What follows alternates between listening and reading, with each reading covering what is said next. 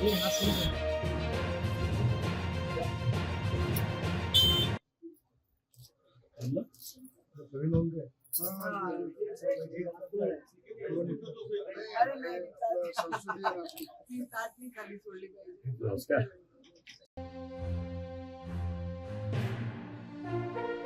जय श्रीराम. जय श्रीराम. जय श्रीराम. जय श्रीराम. जय श्रीराम. जय भवानी. जय शिवाजी. जय जय शिवाजी. जय जय जय जय जय भवानी. जय जय जय जय जय शिवाजी. भाई थोड़ा भागे भागे आए तो ये भाई आ रहा जय अमरदास ए मी पुन्हा मागतो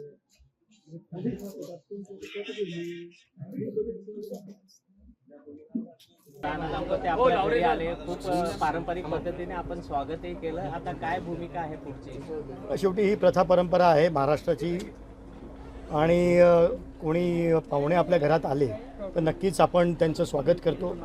आज नेमकं रामनवमीच्या पर्वावर रवीजींकडून मेसेज आला की आम्ही दोघं घरी येऊ इच्छितो. नक्कीच आमच्या घरी आले. आम्ही आमच्या जे आदरातिथ्य करायचं होतं ते आदरातिथ्य केलेलं आहे. आता काय पुढची भूमिका? मित्रांना भाजपच्या तुम्ही घटक पक्षामध्ये आहे, तुम्ही अजूनपर्यंत आपली भूमिका जाहीर केलेली नाही. बघा, राजकारणात कोणी परमनंट शत्रू नसतो किंवा मित्र नसतो. खास करून आज ही जी लढाई चालू आहे ही देशाच्या पंतप्रधानांसाठी आज सगळीकडे चालू आहे. 405चा आकडा एका ठिकाणी धरलेला आहे आणि देशाचं नेतृत्व जे नरेंद्र मोदी साहेब करत आहेत त्यांच्यासाठी सगळेच्या सगळे लढण्यासाठी तयार होते. आमचे पदाधिकारी आजही स्टँड बायवर आहेत. परंतु कुठेतरी नक्कीच पॉझिटिव्ह चर्चा आता हे गेल्यानंतर आम्ही नक्की बसून चर्चा करू आणि नक्कीच काहीतरी पॉझिटिव्ह आउटकम त्याच्यामधून येईल. आनंदराव अडसूळ साहेबांची काय भूमिका राहणार आहे यात? तुम्ही तर येतो पण आनंदराव अडसूळ साहेबांची भूमिका हीच राहील का जी तुम्ही घेणार?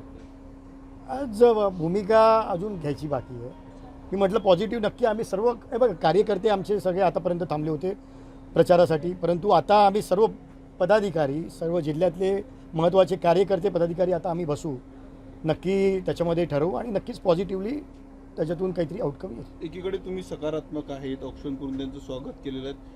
आनंदराव अडसूळ म्हणतात की ते ठाम अजूनही प्रचार करणं असं म्हणतात. तुमची काही चर्चा होणार का? काय सांगणार? प्रचार कोण करते नाही करते यापेक्षा महत्त्वाचं तुमची भूमिका काय आहे.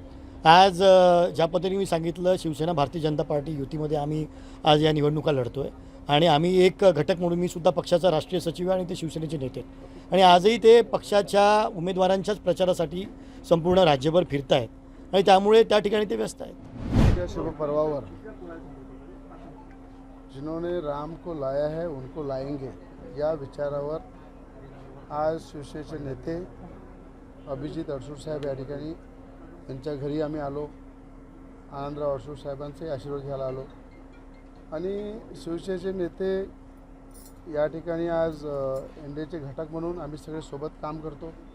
आज त्यांनी या ठिकाणी आमचा सन्मान केला, तिलक केला आणि रामनवमीच्या शिवपर्वावर मला असं वाटतं की सगळे घटक पक्ष आम्ही एकत्र आहे आणि सगळे मिळून जो देशाचे पंतप्रधान मोदीजींचा नारा आहे 400 पार या नाऱ्यावर सगळेजण आम्ही काम करत आहे आणि मला वाटतं ते श्री रामनवमीच्या शिवपर्वावर जे आज देशाच्या पंतप्रधानांनी हा दिवस आपल्याला दाखवला, श्री राम भगवंतांना मंदिरामध्ये विराजमान केलं.